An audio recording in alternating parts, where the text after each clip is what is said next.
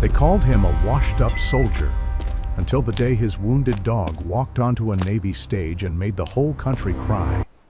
The streets were still, washed in the pale gold of dawn. The soft hum of the Pacific breeze brushed across the quiet military neighborhood near Coronado, where every home carried the pride and silence of service. Flags hung steady in the still air, and wind chimes whispered like distant memories. On the front porch of one of those homes sat Shadow, a retired Navy K-9 who had once patrolled foreign sands and sniffed out danger before men even knew it was near. His coat bore the faded lines of duty, a faint scar across his flank, a patch of fur that never quite grew back after shrapnel brushed too close. His gaze was steady, almost human, as if the war had taught him to see beyond sound and color, to sense meaning. Inside the modest home, the world was quiet. The boots that had always rested by the door were gone, their absence like an unspoken grief.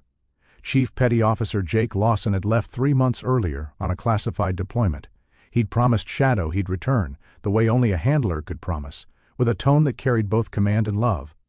But the calendar had grown heavy with waiting. Each day followed the same rhythm. At sunrise, Shadow sat on the porch facing the street. At noon, he circled the yard twice, checking every corner with the precision of a sentry. And at dusk, when the world softened into shadow, he lay beside Jake's old duffel bag, still carrying the faint scent of sweat, sand, and trust. For the people of the neighborhood, Shadow was more than a dog. He was a legend. Some of the older handlers still remembered watching him in training years ago, a fearless K-9 with a calm ferocity that made him stand apart. Children in the neighborhood grew up hearing stories about him, about the missions where his instincts had saved entire squads, where he'd refused to leave a fallen man's side until medics arrived. Now he was a retired soldier living among civilians, still carrying the discipline of a warrior and the heart of a guardian. Jake had asked a neighbor to watch over Shadow while he was gone, Eli Turner, a 17-year-old high school student whose father was deployed with the Marines. Eli lived 2 houses down and had always been fascinated by the dogs on base.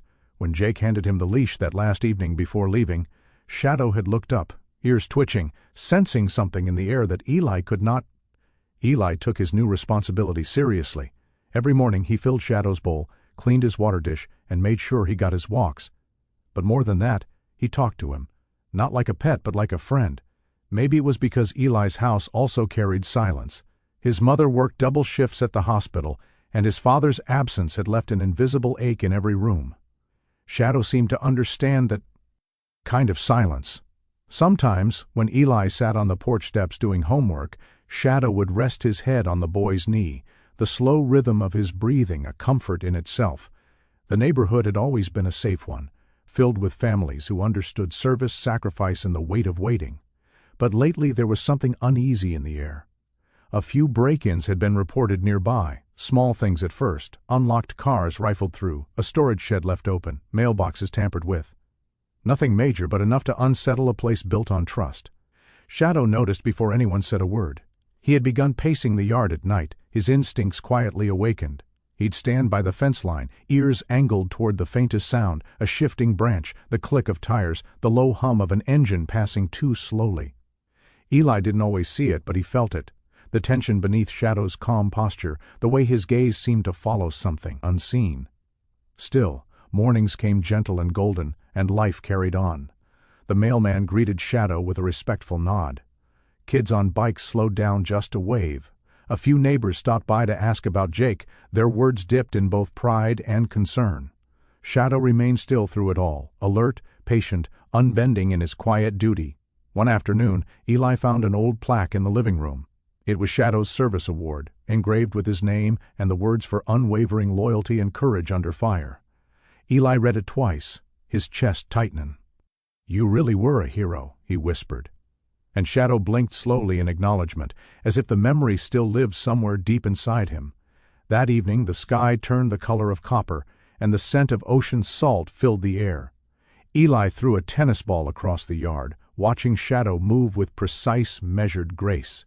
For a dog his age, he was still sharp, every motion purposeful, every turn smooth. When the ball rolled beneath Jake's old truck, Shadow paused. He didn't reach for it. Instead, he sat still, his eyes fixed on the horizon, body tense, as if he heard something Eli couldn't. A few minutes later, Eli noticed it too. The low hum of tires slowing down near the end of the street. A black sedan crept by, its windows tinted darker than most. It passed once, then again, this time pausing briefly before continuing. Shadow stood, muscles taut beneath his faded coat. The porch light flickered, catching the glint of the dog's ID tag, the same tag he'd worn on missions overseas. Eli called his name softly, but Shadow didn't move. He was locked in, every instinct sharpened, every sense reaching forward like the memory of a battlefield. And then, just as the car disappeared around the corner, the sound of distant thunder rolled across the coast. The wind picked up, carrying the smell of rain, and something else, something unsettled. Eli took a step closer. Shadow turned his head slightly, just enough for Eli to see the reflection in his eyes, calm, disciplined, and ready. For a moment the world held still. The boy, the dog, the quiet street where flags fluttered like silent oaths. Shadow's ears pricked again at the faint crunch of gravel. Tires slowing outside, the kind of sound no soldier ever ignores. Shadow rose from the porch, posture straight and steady, his gaze locked on the street, waiting for whatever came next. Trouble didn't announce itself in shouts or gunfire, it arrived in the casual laughter of men who thought they owned the street. Evening had settled quietly over the neighborhood, that calm hour when porch lights began to blink on one by one and the air smelled faintly of barbecue and ocean salt. The world looked peaceful, but beneath that stillness something was moving, a restlessness that didn't belong. At the far end of the block 3 men walked side by side, their footsteps uneven, their laughter low and sharp like glass dragged across pavement. Trey Maddox led the group, a man whose eyes carried the hard chill of someone who'd spent too many years behind fences topped with razor wire. His reputation wasn't born of strength, it was born of intimidation, the kind that feeds on the weak and hides from those who stand tall. Beside him shuffled Rico and Dev, 2 younger men who mistook Trey's recklessness for leadership. Their pockets were light, their minds clouded with greed and pride. They didn't see the world as something to respect. They saw it as something to take. The alley behind the Lawson house had become their shortcut, a narrow strip of cracked concrete lined with chain-link fences and trash cans. Trey had noticed the quiet house before, the one with the flag always flying, the one that looked too neat, too empty. Tonight, his eyes lingered longer. "Old Navy guy still gone," Trey muttered, scanning the yard. "Place like that's gotta have something worth taking," Dev smirked. "Ain't that the house with the dog?" "Yeah," Trey said, pulling his hoodie higher. "Big shepherd, but he's old, won't be a problem." He didn't know Shadow's name, or what those scars meant, or how many years of discipline lived behind those calm eyes. To him, Shadow was just another obstacle in a world that had stopped teaching respect. The trio moved closer, their shadows stretching long under the orange glow of the streetlight. The faint metallic rattle of a chain-link gate echoed down the alley as Trey tested it, one hand gripping the steel, the other holding a dented flashlight.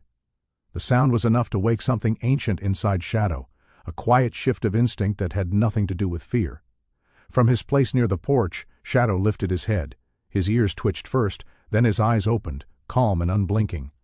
The low hum of the street changed pitch, carrying new scents, adrenaline, sweat, and something else, intent. Shadow rose slowly, his muscles rippling beneath his dark coat. He didn't growl. He didn't bark. He simply stood tall, body angled toward the movement beyond the fence. The training that had been etched into his bones came alive in silence. Every breath measured, every movement calculated. Trey took a step closer, peering through the fence. "Look at this," he said, his voice slurred with arrogance. "They left the war dog hoe." "Me alone," Rico chuckled. "He don't look so tough now. Probably sleeps all day." But when Shadow moved, even slightly, they stopped laughing. There was something in that motion, too precise, too deliberate. It wasn't the shuffle of an old pet. It was the readiness of something that had once stood inches from danger and didn't flinch. From across the street, Eli Turner was locking his bike when he noticed them. The laughter first, careless and wrong for a place like this. Then the shadows moving near Jake's fence. His chest tightened. He recognized Trey Maddox. Everyone in town did. The kind of man you crossed the street to avoid. Eli froze. His instinct told him to yell, to call for help. But another voice inside whispered fear. He was 17. They were grown men. And Trey had a way of looking at people that made even adults lower their eyes. Shadow stepped closer to the fence. The fading daylight caught his tag, the metal glint of his name, the silent proof of his service. He stood perfectly still, head high, chest steady. His eyes locked onto Trey's, and for a heartbeat, the air between them tightened. Trey grinned, misreading the silence. "What's the matter, soldier?" he sneered. "No one left to give you orders?" He reached out and tapped the fence with the end of his flashlight. The metal rang faintly, the sound sharp and hollow. Shadow didn't move. His training held firm, never react until commanded. That was the creed Jake had drilled into him from the start. Restraint its own kind of strength. But instinct whispered louder now. The memory of commands once spoken. The tone of Jake's voice. The meaning in every gesture. The world had taught Shadow to wait, but it had also taught him to recognize threat long before it arrived. Eli's heartbeat thudded in his ears as he crouched behind a mailbox, watching. He knew Shadow wouldn't attack. Jake had said he was too well trained for that. But he also knew Trey. He knew the look of someone who didn't understand boundaries until something stopped him. Rico nudged Trey. "Man, let's go. You said this place was easy. That dog's freaking creepy." Trey laughed, the sound echoing off the alley walls. "He's just bluffing. Watch this." He picked up a piece of gravel and tossed it toward the fence. It bounced once and rolled to Shadow's paws. The dog's gaze never wavered. Stillness. Control. Power contained within silence. For the first time, Trey's grin faltered. There was something unnerving about eyes that didn't blink, that seemed to look straight through you. "Man, forget this," Dev muttered, glancing down the street. "This neighborhood ain't worth it." But Trey wasn't done. The pride that had driven him into every bad decision of his life wouldn't let him walk away now. He turned, searching the alley until his eyes landed on an old metal pipe leaning beside a trash bin. He picked it up, weighing it in his hand, the metal catching the faint glow of the streetlight. Eli's breath caught. He wanted to shout. To call out Shadow's name, but his voice wouldn't come. His throat locked tight, fear choking sound before it reached his lips. Shadow didn't move. His gaze followed Trey's every step, calm as ever. He had seen weapons before, heard the thunder of them, smelled the aftermath. But this was different. There was no war here, only arrogance. And yet in that arrogance, Shadow sensed danger. Not for himself, but for the home he guarded, for the promise he'd made. Eli's hands trembled as he reached for his phone. He dialed the first number that came to mind, Jake's house line, even though he knew no one would answer. The ring echoed faintly from inside the empty house. Shadow shifted, lowering his head slightly, his body aligning in perfect readiness. The message was silent but clear. "Step closer, and you cross a line." Trey smirked again, mistaking restraint for fear. "Guess you ain't got it in you no more, old boy," he said, lifting the pipe a little higher. Rico hesitated. "Trey, man," but the leader ignored him. The sound of his boots scuffed the concrete as he approached the fence, testing how far the legend of this dog would go. The air thickened. The street seemed to hold its breath. Eli's heart hammered against his ribs, the distant rumble of a car engine the only sound breaking the stillness. Trey laughed again, a hollow, careless sound that cut through the quiet night. He raised the steel pipe, mocking, confident in his own ignorance. And in that moment, when time seemed to stretch thin as wire and loyalty turned into something visible in the fading light, Shadow didn't move, didn't flinch, didn't blink. He stood tall, as if the ghost of his handler's voice still held him steady.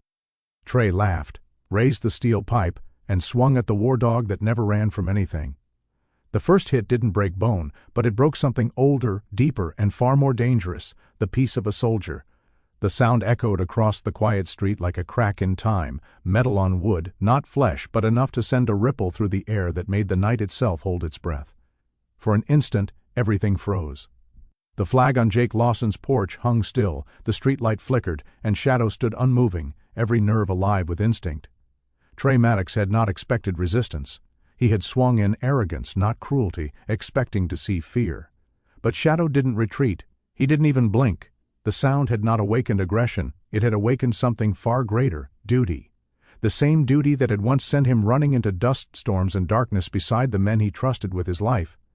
Eli Turner saw it all from across the street, his heart pounding so hard he could hear it in his ears. He had already dialed 911, his trembling voice breaking as he whispered to the dispatcher, trying to describe what was happening without letting Trey notice him. "It's the Navy guy's dog," he said, his words quivering. "They're trying to, please, just send someone." But the night didn't wait for sirens. Shadow moved only once, a shift of weight, the kind of motion that came from thousands of hours of training, a defensive stance, not attack. His body angled sideways, protecting his flank. E.S. locked on Trey's every move. His breathing stayed steady, his focus absolute. Trey stepped back a little, unsettled by the dog's composure. He'd seen animals snarl and bark, but this was different. This one was silent, still, and that silence carried authority. It was the same kind of silence soldiers shared in foxholes, the unspoken readiness that words could never capture. Rico muttered something, stepping away. Man, let's go, this ain't right. But Trey wasn't listening. Pride and fear mixed inside him like oil and fire. He wanted to prove something, to his friends, to himself, maybe even to the world that had already written him off. He lifted the pipe again, not to strike but to threaten, a taunt against something he couldn't understand. Shadow didn't flinch. He simply stepped forward onto the porch, paws steady, body squared, the faint glint of his tag catching the porch light. U.S. Navy K-9 unit, Shadow Valor awarded. Across the street, the front door of a small house opened. A man in his 60s stepped out, a retired Marine named Walt Harris, who had lived 2 doors down for as long as anyone could remember. He had been watching from his window, uneasy since the first sound. His eyes went straight to the dog tag glinting in the light. Recognition washed over him like a tide. "Dear God," he whispered, "that's Shadow." He didn't need to call anyone to know what that meant. Every handler, every veteran in that neighborhood knew the name. Shadow wasn't just any retire. DK-9, he was a legend. The one they used to talk about on base when new recruits doubted the bond between man and dog.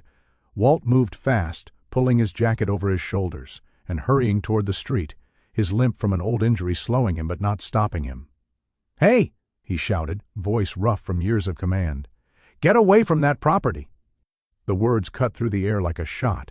Trey froze, startled. Rico cursed under his breath. Dev took another step back, panic flickering in his eyes. Shadow didn't move, didn't need to. The presence of another authority figure seemed to ground him, as though his world momentarily realigned. His posture softened slightly, but his gaze stayed locked on Trey, unwavering and disciplined. Eli could see the lights now, red and blue reflections beginning to dance faintly at the far end of the street.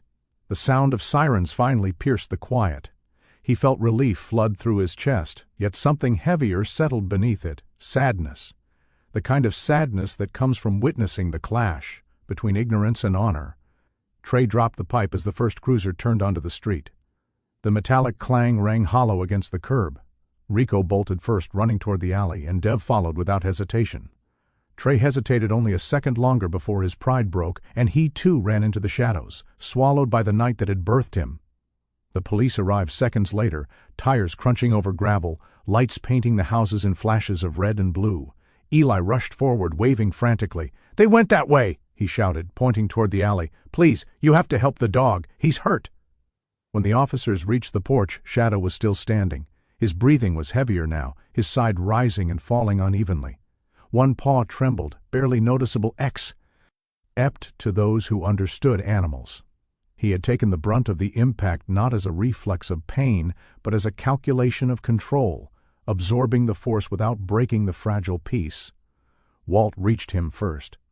The old Marine knelt slowly, his knees creaking as he laid a gentle hand on the dog's shoulder.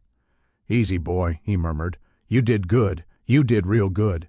Shadow's ears flicked slightly, his eyes turning toward the voice. For a moment something passed between them, a recognition of shared service, of silent promises made and kept. The paramedics weren't far behind the police. They checked him carefully, talking softly as though he were human, their hands careful and deliberate. One of them found the tag still glinting in the porch light and read it aloud. "Shadow, Navy K-9 unit, Valor awarded," she said quietly, her tone shifting with respect. "He's one of the heroes." Eli stood nearby, shaking but trying to stay composed. He kept explaining what happened to the officers, his words tumbling out between breaths. He didn't do anything wrong. He just stood there. They were he was just protecting the house. One of the officers placed a hand on Eli's shoulder, his voice steady. "You did the right thing calling us, son. We'll take care of the rest."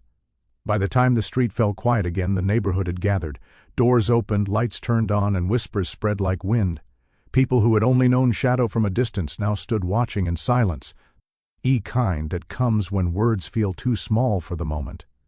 A few hours later, news began to ripple across local veteran networks. Photos from the scene, Shadow sitting upright on the porch, his eyes steady despite exhaustion, circulated online. Someone posted the story with the caption, "Even retired, he still stands guard." It spread fast, touching hearts beyond the city limits. Veterans shared it with pride. Families shared it with tears. The story became more than an incident. It became a reminder of what loyalty looks like when the world isn't watching. In the quiet that followed, Eli sat beside Shadow, his hand resting gently on the dog's paw. "He's going to come back for you," Eli whispered, voice breaking. "I know he will." Shadow blinked slowly, as if he understood. The faint hum of the ocean rolled in from beyond the base, steady and eternal. Somewhere in that sound was the memory of Jake Lawson's voice, the only command Shadow still waited to hear. And far away, under a sky painted with a different kind of dust and dawn, that voice was closer to returning than anyone knew. 3,000 miles away, in a desert half a world from home, Chief Lawson's sat phone buzzed with a message that made his blood run cold. Jake Lawson had been trained to infiltrate enemy strongholds, but no briefing had ever prepared him for coming home to betrayal. The desert wind howled through the temporary outpost as Chief Petty Officer Jake Lawson stared down at the satellite phone in disbelief. The message glowed in the dim light, simple and cold. Shadow. Injured during incident. Home under observation. Local authorities involved. For a moment, his world went silent. The hum of the generators, the chatter of his team, even the distant drone of aircraft. All of it blurred into a dull hum behind the weight of that single word, injured. Jake's hands clenched around the device until his knuckles went white. He had faced ambushes and explosions, walked through chaos with the calm of a professional.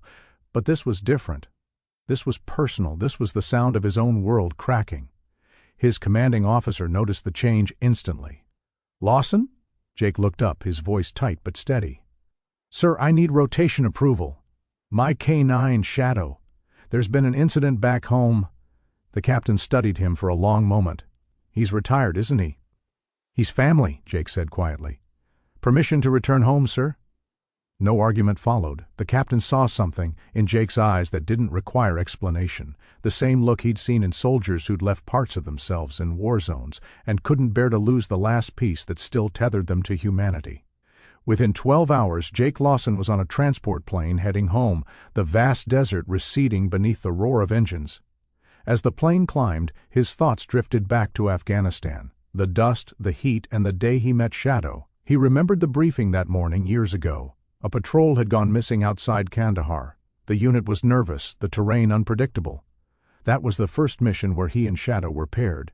The dog had been young then, still sharp around the edges, but his focus was something else entirely, steady, precise, fearless.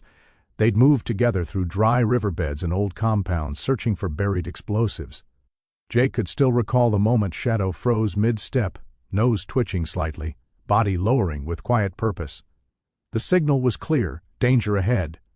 Jake stopped the team instantly. 10 meters further was an IED buried under loose sand, invisible to the eye. Shadow had saved 6 men that day without a sound. That was how it began. The bond between handler and K9 formed not in comfort but in silence and survival.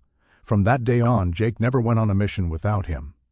There were nights when gunfire painted the hills and they huddled in trenches. Shadow's head resting against Jake's knee, the two of them breathing in sync. There were moments of calm, too, the rare sunrise after a long operation when Shadow would chase the dust just for the joy of movement, tail cutting through the light like a banner. They came home together when their tours ended. Jake had promised the dog a life of peace, porch naps, long walks, and quiet days by the ocean. He meant it. Shadow had earned that peace. They both had. But now, as the transport descended toward San Diego under a stormy sky, Jake felt a familiar tension rising in his chest, the same readiness that had kept him alive in the field. The streets of home were about to become another kind of battlefield. By the time he reached Coronado, the rain had begun. Sheets of water pounded the pavement, blurring the glow of the streetlights. The neighborhood was asleep except for a few houses with porch lights still burning, flickering like tired sentinels. When Jake turned onto his street, he slowed. The sight hit him harder than any mission debrief ever had. Police tape fluttered faintly along his fence, half torn by the wind. The front porch bore faint marks, smudges of dirt, the trace of movement. But what stopped him was the dark stain near the steps. Not large, but enough to make his breath hitch. He stepped out of the truck slowly, boots splashing through puddles. The world around him felt hollow, the quiet between thunderclaps almost sacred. Then, from the shadows near the side yard, came the faintest sound, a soft, uneven whine. Jake froze. His heart stuttered once, then he turned toward the sound. Out of the darkness, moving with a limp but head still high, came Shadow. His coat was damp, his gait uneven, but his eyes, those eyes still carried the same fire. The sight shattered whatever walls Jake had built inside himself. Shadow took 3 slow steps forward, tail wagging once, just once. A small, proud movement that said everything words never could. And then, as if his body had given all it had left, he lowered himself to the wet porch with a quiet sigh. Jake dropped to his knees beside him, rain soaking through his uniform. His hands trembled as they moved gently over the dog's shoulders, feeling the warmth still there, the heartbeat still steady. No words came. None were needed. The sound of rain filled the silence between them. For a long moment, man and dog simply breathed together, the same way they are tenor, he said softly. We hunt. Jake rose slowly, his hand resting on Shadow's collar. Okay, partner, he said softly. We hunt. Honor doesn't need a uniform, it just needs a reason. The rain had stopped by morning, but the storm inside Jake Lawson had not. The quiet streets of Coronado looked the same, freshly washed, calm, ordinary, but nothing about them felt the same anymore. The porch still bore faint marks of that night, the kind of scars that wouldn't fade with time or paint. Inside, Shadow rested near the window, bandaged and alert, his eyes following every sound beyond the glass as if he feared the world might try again to take what little peace they had left. Jake sat at the kitchen table, staring at the stack of reports he'd demanded from local law enforcement. His coffee had gone cold hours ago, but he hadn't noticed. The official paperwork was neat, clinical, words typed without feeling. Assault under investigation, no suspects in custody, ongoing inquiry. He closed the folder, jaw tight. He'd spent 2 decades serving a country that never tolerated inaction, yet here, in the quiet neighborhoods of home, justice moved slower than exhaustion. At the precinct, the desk sergeant gave him the same polite but distant tone he'd come to expect. We've got it logged, Chief Lawson. Unfortunately, without clear footage or witnesses willing to testify, there's not much we can do right now. Jake nodded once. Right now, he repeated, voice low. Meaning later I'll forget. The sergeant didn't respond. Outside, Jake leaned against his truck for a long time, rainwater dripping from the station's awning above him. He wasn't angry at the officer. He was angry at the system that treated loyalty like a relic and justice like an inconvenience. When he returned home, Shadow was waiting at the door, tail thumping once against the floor in recognition. He was healing, but restlessness had replaced pain. He paced the house sometimes, his limp barely noticeable now, as if his body had decided that duty was more important than recovery. Jake knelt beside him, running a hand along the dog's neck. Easy, partner, he murmured. We'll do this right. He didn't know where to start, not until the phone rang. The voice on the other end carried a tone Jake hadn't heard in years, steady, familiar, and lined with grit. Heard what happened, Mason Holt said. Didn't believe it till I saw the local report. You all right? Jake hesitated. I'm standing. That dog still with you? Always. Then you're not alone, Mason said. Let's get you some eyes on the ground. Mason Holt had been his teammate back in the teams. A tactical coordinator turned private investigator after leaving the Navy. Where Jake carried silence, Mason carried connections. Within an hour he'd looped in another old name, Reese Carter, their unit's quiet genius, now running a cyber intel firm out of Los Angeles. The Brotherhood had always been like that. No calls for years, yet one word was enough. Loyalty didn't expire with rank or distance. 2 days later, Jake's garage looked like a command post again. The whiteboard stood against the wall, maps layered over each other, streets highlighted, and red pins marking every reported break-in within the last month. Mason leaned over the hood of the truck, scrolling through surveillance stills pulled from corner stores and gas stations. Here, Reese said through the speakerphone, his voice filtered by static. That's your guy, Trey Maddox. Out of county twice, petty assaults, narcotics. Released on probation 6 months ago. Check the tattoo on his neck, crossed blades with a crown. That symbol's been showing up in other reports too. Jake studied the image, a grainy frame from a gas station camera, Trey's smirk frozen mid-laugh. It wasn't just a random thug anymore. This was organized, connected, the kind of rot that spread quietly in the corners of good towns until someone forced it into the light. "How deep does it go?" Mason asked. "Deeper than you want to know," Reese replied. "Local distribution ring, small time. They move stolen goods, some drugs. But lately looks like they've been expanding. Intimidation, property hits. Guess your place was on the list." Jake's eyes drifted toward the window where Shadow sat watching the street, the soft reflection of his scarred muzzle mirrored in the glass. "Wrong house," he said quietly. Days turned into a rhythm, morning runs with Shadow through the foggy base trails after. Renoons studying footage, evenings marking connections. The more he looked, the more he saw the pattern forming, names overlapping, addresses repeating, routes converging. Shadow's recovery mirrored Jake's resolve. The limp was fading, strength returning with each step. At night, Jake sometimes woke to the sound of Shadow pacing the porch, nose to the air, posture straight. It wasn't anxiety, it was vigilance, the kind that never leaves a soldier, no matter the years. One evening Mason brought over a worn folder. "Got a contact inside the sheriff's office. She sent me this off-record. You'll want to see it." Inside were photos, vehicles, names, addresses. One in particular stood out, a storage yard near the docks, rented under a fake company name. Multiple reports of late-night traffic. The same vehicle Trey had been seen driving was captured on a security feed 2 nights after the assault. Jake studied the photo for a long time. "They're not hiding," he said. "They're nesting." Mason nodded. "What's the plan?" Jake didn't answer immediately. He turned toward Shadow, who had lifted his head at the sound of voices. The dog's eyes met his, calm and waiting. "The plan," Jake said finally, "is to make sure they can't do this to anyone else." They didn't move rashly. Every action was deliberate, precise. Reese ran background checks while Mason handled local contacts, slipping bits of intel through quiet channels. Jake handled observation. Slow drives past known hangouts, small notes of habits and schedules. What he found disturbed him. Trey's little gang wasn't just loitering, they were collecting debts, shaking down shop owners, stealing cars, and someone higher up was letting them. It wasn't the kind of war Jake had trained for, but it carried the same principle: protect those who couldn't protect themselves.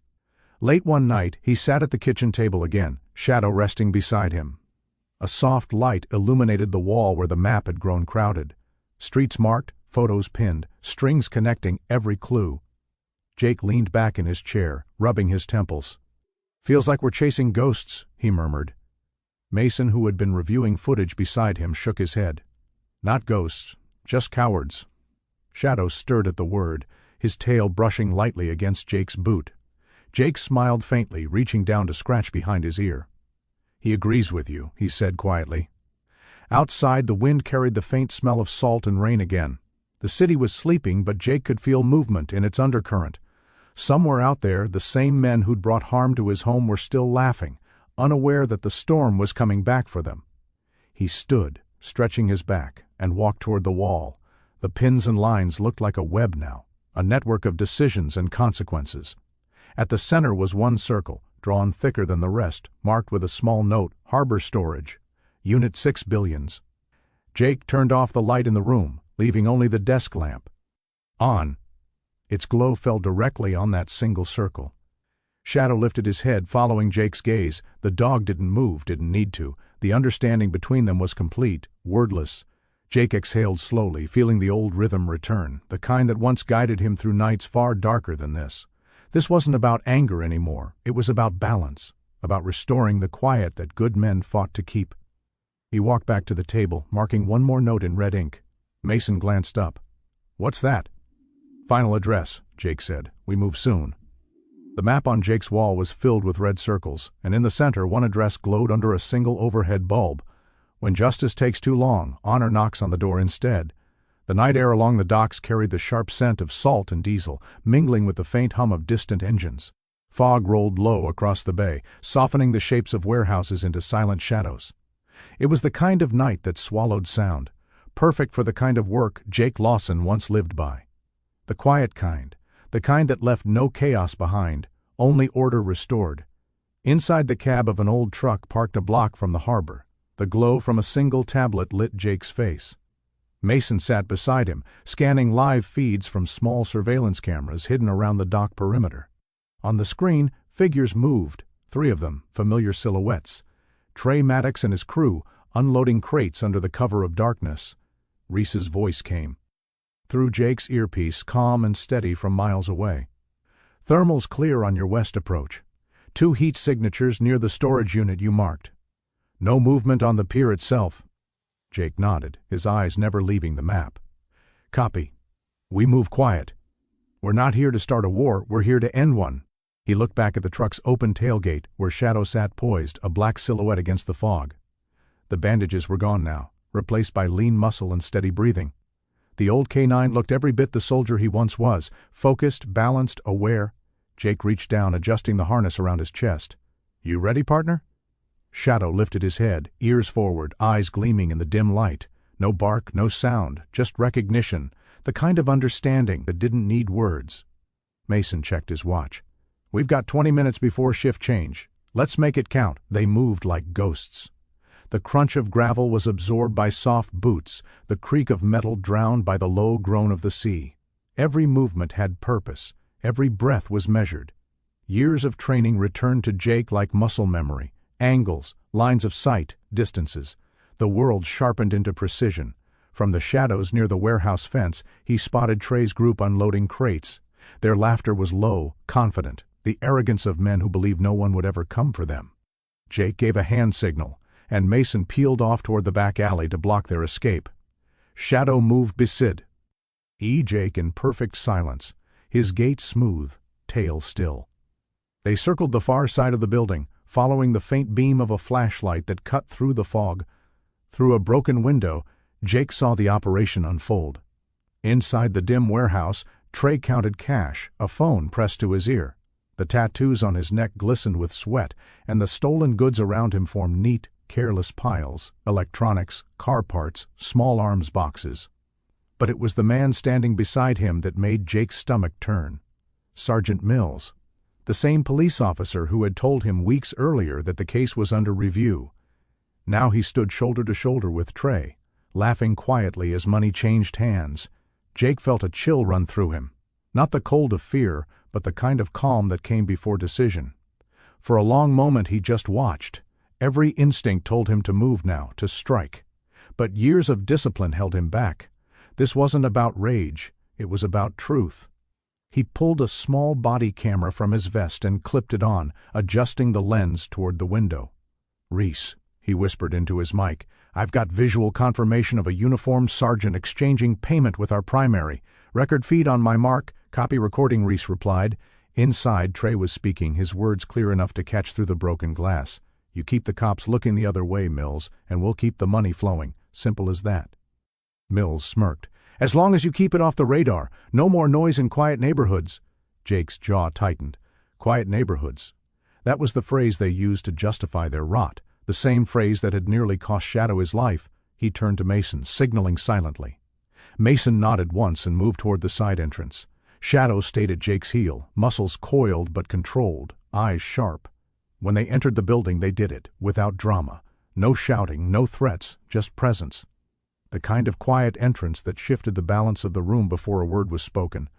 Trey looked up first, confusion flickering into fear as he saw who stood there. "You've got to be kidding me," he muttered. "This guy?" Mills turned, his face draining of color. "Lawson, what the hell are you doing here?" Jake's tone was low, steady. "Finishing what you couldn't." He didn't raise his weapon. He didn't need to. His stance alone was enough. A man who had faced chaos and returned whole. Mills tried to speak, to bluff, but Jake lifted the small body cam between 2 fingers. "Smile, Sergeant. You're live." The weight of the moment hung heavy in the air. Trey's mouth opened as if to protest, but Mason stepped in from behind, his camera phone aimed squarely at the scene. Reese's voice came through the comm again, quiet and certain, footage secured. "I'm pushing the stream to 3 local news networks and 2 veteran forums. They'll know before he can bury it." The silence that followed wasn't peace. It was reckoning. Trey took a half step back, eyes darting toward the exit, but found Shadow blocking the way. The dog stood in full posture now, shoulders squared, head high, tail straight, The quiet authority of a warrior returned to his station. No growl, no aggression, just command. The air around them felt charged, like the seconds before dawn breaks. Jake moved closer, speaking softly. "You hurt good people. You used fear to feed greed. That ends tonight." Trey's bravado faltered. "You think this changes anything? You think people care?" Jake's eyes narrowed. "They will." Outside, sirens began to echo faintly through the fog, growing louder with every second. Mills glanced toward the sound, panic finally creeping through his professional calm. He reached for his radio, but Mason shook his head. "Don't bother. They're coming for you." The sirens drew nearer. The warehouse lights flickered as the first police cruisers turned down the dock road. Jake stepped back, letting the moment settle. He didn't need to say anything more. The truth had already spoken for him, recorded, shared, undeniable. Shadow shifted slightly, pressing closer to Jake's leg. The faint sound of the sea blended with the wail of the sirens, a strange harmony of justice and memory. Mason lowered his phone. "You think they'll actually prosecute?" Jake's gaze stayed fixed on the approaching lights. "They'll have no choice. The whole city's watching." For the first time in weeks, he felt something like peace, not triumph, not relief, but stillness, the kind that comes when order begins to return. He knelt beside Shadow, brushing a hand along the dog's back. "We did it right this time," he whispered. "No war. Just truth." Shadow's eyes softened, and for a fleeting moment, the years of battle, waiting, and loss seemed to dissolve into quiet understanding. As they walked out into the open night, the wind carried the sound of the sirens closer, red and blue lights spilling across the docks like a rising tide. When the last light flickered out, a police siren wailed in the distance, and this time it wasn't coming for the innocent. The morning sun rose over headlines that would make a city remember what honor looked like. By dawn, the story had already broken. News vans lined the quiet street outside Jake Lawson's home, cameras perched like vultures waiting for a glimpse of something rare, truth, raw and undeniable. The footage Reese had leaked had gone viral overnight. On every channel, one image repeated, a scarred Navy SEAL standing beside his wounded service dog as the city's corrupt and careless were brought to light. The headline ran bold across the morning papers, "Navy SEAL exposes crime network after dog attack." But for Jake, it wasn't about the title. It wasn't about revenge. It was about closure, the kind earned, not given. Inside the house, sunlight streamed through half-drawn curtains, landing on Shadow's resting form by the window. The old shepherd slept peacefully for the first time in weeks, his body finally surrendering to rest. His ears twitched faintly at the sound of distant sirens, but his tail gave a lazy thump, reassured by the rhythm of calm that had finally settled in their home. Jake stood in the kitchen, coffee in hand, listening to the low hum of news coverage filtering through the TV. Reporters spoke in practiced tones, their voices filled with awe and outrage. The released video shows clear evidence of collusion between Sergeant Mills and organized street gangs. Thanks to Chief Lawson's actions, several arrests have been made. Sources confirm the K-9 Shadow is expected to receive commendation from the Navy for civilian heroism. He didn't smile. Instead, he turned off the television. The sound of applause and media chatter felt wrong in a house built on silence and service. The front door knocked once, firm but polite. Jake opened it to find Mason standing there, his face tired but content. "City's losing its mind," he said. "They're calling you a hero." Jake shook his head. "Heroes don't need microphones." Mason stepped inside, setting a small folder on the table. "Maybe not. But sometimes the world needs reminding they still exist." The folder held formal statements from the precinct, official apologies, commendations, acknowledgments of failure, words printed neatly on letterhead, carrying the weight of bureaucracy trying to clean its conscience. Jake barely skimmed them. His eyes landed instead on the last page, a notice from the Navy. "Shadow, U.S. Navy K-9 Unit Ret, recommended for Medal of Valor. For continued service to community and exemplary conduct under duress." He exhaled slowly, a faint smile ghosting across his face. "He won't know what to do with another medal." Mason chuckled. "Doesn't matter, it's not for him. It's for everyone who forgot what loyalty looks like." Later that week, the courthouse was filled beyond capacity. Veterans in uniform stood shoulder to shoulder with civilians, their collective silence louder than any protest. The walls of the chamber carried the weight of truth finally spoken aloud. Trey Maddox sat at the defense table, eyes downcast. His smirk was gone, replaced by something hollow. Behind him, The other members of his crew whispered quietly, their arrogance drained by the gravity of exposure. At the prosecution's table sat recorded evidence, video, transcripts, and the damning sound of Sergeant Mills's voice on tape. When the judge entered, the room fell into a hush. The proceedings were calm, almost clinical. Jake sat toward the back, his posture straight, Shadow resting quietly at his feet. Cameras were allowed only for the opening and closing moments, but it didn't matter. The story had already reached beyond walls. The prosecutor's voice was steady as she recounted the sequence of events, the attack, the footage, the cover-up, and finally the truth that had broken everything open. It took a man who had already given his service and a dog who had already earned his peace to remind this city what integrity means. There were no outbursts, no dramatics. Justice, when earned honestly, didn't need spectacle. When the verdict came, it was simple: guilty, all counts. Trey Maddox's name would be forgotten, filed away among others who mistook cruelty for strength. Mills was dismissed from the force, stripped of his badge before the courtroom adjourned. The clang of the gavel felt less like punishment and more like restoration. Afterward, the courtroom doors opened to a wall of flashes.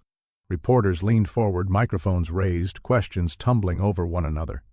Jake kept his responses brief. "I didn't expose anyone," he said. "The truth did. We just stood still long enough for it to catch up." Shadow stood beside him, harness gleaming, his bearing calm and proud. When one reporter asked if the dog would continue to serve, Jake simply smiled. "He already has." The following weekend, the Navy held a small ceremony at the base overlooking the Pacific. The air was clear, the ocean stretched endless and blue, and the flags moved gently in the breeze. Rows of uniformed officers stood silent as the master of ceremonies read the citation. "Retired U.S. Navy K-9 Shadow is hereby awarded the Medal of Valor for acts of loyalty, protection, and service beyond duty. Though retired from active deployment, his actions embody the continued spirit of those who serve." Applause rose softly, respectful, the kind that didn't celebrate but honored. Jake knelt beside Shadow as the ribbon was placed around the dog's neck. Shadow shifted slightly, eyes scanning the crowd, his ears perked as if recognizing the rhythm of command once more. Mason stood off to the side with Reese, arms crossed, watching quietly. "He's not just a dog," Mason murmured. "He's a reminder." Reese nodded. "Of what?" "That the mission never really ends," Mason said. As the ceremony closed, families approached to thank Jake. Parents with children, veterans with medals of their own, even officers who had once doubted him. Each handshake carried the same weight. Gratitude not just for what he had done, but for what he had proven. When the crowd dispersed, Jake walked with Shadow to the cliff's edge overlooking the ocean. The waves below crashed steady and strong, the same sound that had once carried him home after long deployments. He sat on the bench there, the metal glinting faintly against Shadow's chest. "You did good, partner," he said softly. "Again." Shadow rested his head against Jake's knee, his eyes half closing. They sat that way for a long time, two soldiers who had given enough, finally allowed to breathe. Behind them, a young journalist lingered, notebook in hand, uncertain whether to approach. When Jake turned, she asked quietly, "What will you do now, Chief?" Jake looked out toward the horizon, where the light was already fading into evening. "Keep watch," he said simply. "Someone has to—" She nodded, writing the words down, knowing they would become the quote that anchored every article printed the next day. When the sun finally dipped below the water, Jake stood, adjusting the collar on Shadow's harness. Cameras flashed once more, the last glimmer of a story that had already taken on a life of its own. But Jake didn't look at the reporters or the medals or the crowd. His gaze stayed fixed, on the distance, where sky met sea, where calm met the unknown. Jake stood beside Shadow as cameras flashed, but his eyes stayed on the horizon, where storms always begin. In the quiet before dawn, the ocean reflected fire and forgiveness in equal measure. The morning air carried a stillness that only came after storms. The Pacific lay calm and silver beneath a soft horizon, its waves rolling in gentle rhythmic breaths, as if the sea itself exhaled relief. Along the shoreline stood the Naval Memorial, flags stirring lightly in the wind, their motions slow, respectful, eternal. Rows of chairs faced the stage, each one occupied by veterans, families, and officers dressed in crisp blues. Jake Lawson stood near the back, one hand resting on the leash of the dog who had changed the city's heartbeat. Shadow sat beside him, his coat catching the soft gold of sunrise, his posture proud but calm. The scars along his side remained, a permanent story written on fur, but the stiffness in his movements was gone. He was whole again. As people gathered, conversation stayed hushed, not out of formality but reverence. The story of the Navy SEAL and his K-9 had transcended news cycles. It had become something living, spoken in classrooms, shared in churches, whispered among families when they talked about courage. At the front of the ceremony stood the commander of the base, reading quietly from a small note before taking the podium.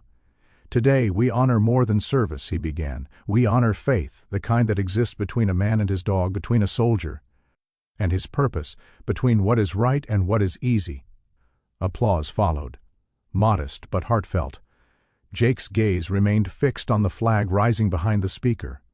The sound of it climbing the pole brought a flood of memory. Missions, goodbyes, promises made in desert dust. And then he looked down at Shadow, who sat unmoving, watching that flag the same way he used to on base. For both of them, the anthem still meant duty, not ceremony. After the speeches came the recognitions, names called, medals presented, hands shaken. When Jake's turn came, he didn't move right away. It was Mason who nudged him, a quiet grin under his breath. "Go on, brother, they're waiting." Jake stepped forward, Shadow pacing in step beside him. The audience rose as one. The commander handed Jake a folded flag, then turned to Shadow and placed a medal, another medal of valor, around his neck. The crowd stood in silence for a long moment before the applause began again, swelling like a tide breaking on the shore. But the moment wasn't prideful, it was humble. No glory, no ego, just a shared understanding that some bonds are beyond rank or recognition. When it was Jake's turn to speak, he hesitated. Public speaking had never been his strength, but he wasn't here to perform. He stepped to the microphone, took a slow breath, and began with the kind of calm that comes from truth. "I've worn this uniform for most of my life," he said, "and I've seen courage in many forms, on battlefields, in hospitals, in the EYs of people who keep moving forward even when everything inside them says to stop." He paused, looking at Shadow. "But this dog taught me something that no training ever could. That courage isn't loud. Sometimes it's quiet. Sometimes it's waiting on a porch, holding a line that no one sees.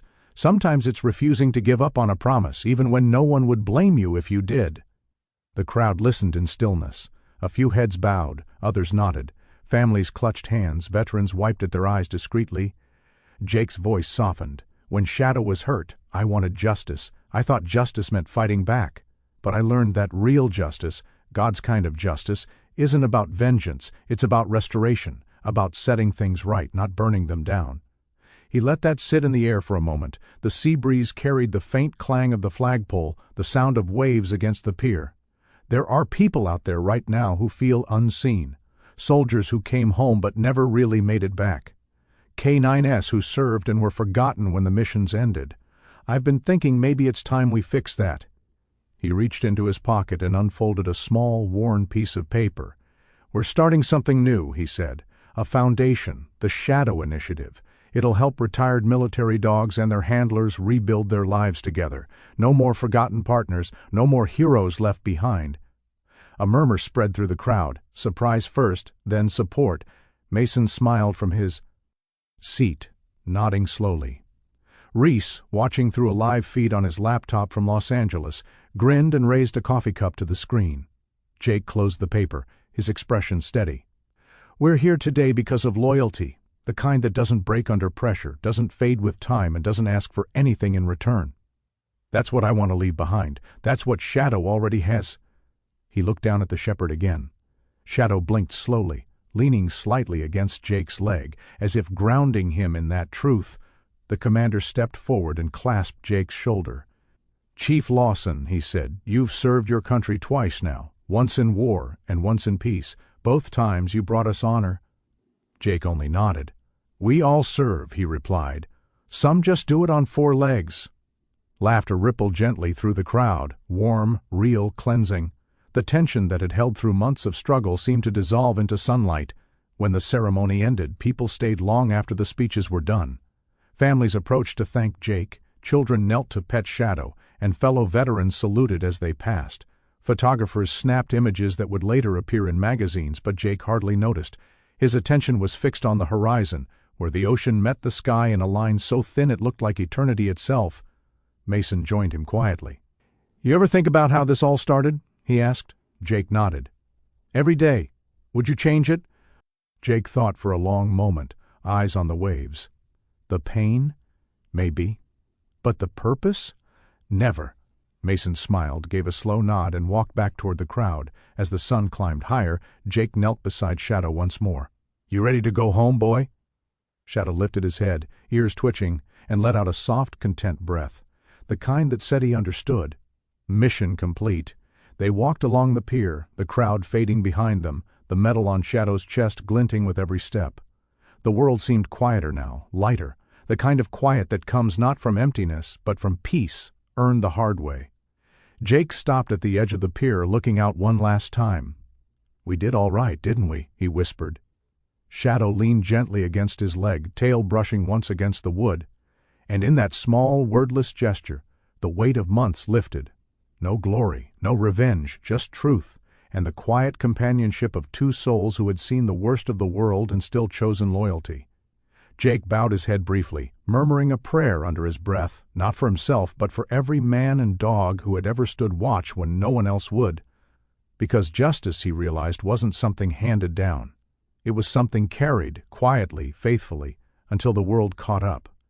Because sometimes God sends angels in fur and soldiers in boots, and together they remind the world that loyalty is the last sacred thing. If this story reminded you that loyalty still lives in quiet hearts, then share it, because somewhere out there, another soldier or dog is still waiting to be seen.